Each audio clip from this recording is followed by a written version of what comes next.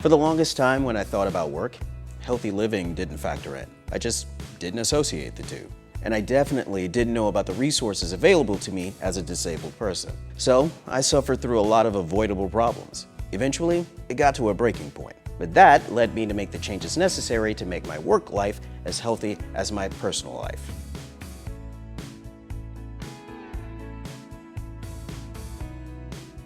Work is a big part of life, so I think it should be healthy, mentally and physically. It really takes me and my employer to make that happen. My employer needs to make sure the workspaces comply with ADA regulations and offer reasonable accommodations to me and other employees with disabilities.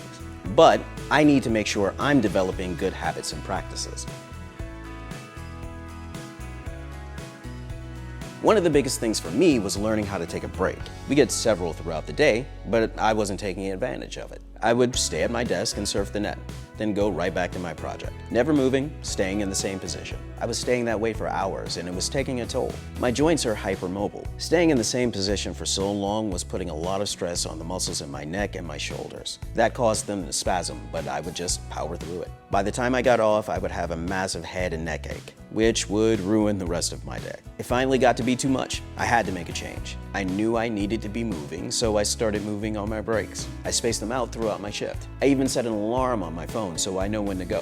When my phone goes off, I find a stopping place and get moving. This gives my neck and shoulder muscles a nice break. It eliminates a lot of pain, which not only makes me feel better, it makes me more productive. Before, when my neck would start to get bad, I couldn't concentrate. The quality of my work suffered. When I feel better throughout my shift, I'm able to perform the way I want to. I like to go outside too. I've found this helps me combat burnout. The fresh air and change of scenery energizes me, especially on a sunny day. So when I get back to my desk, I'm in a better headspace.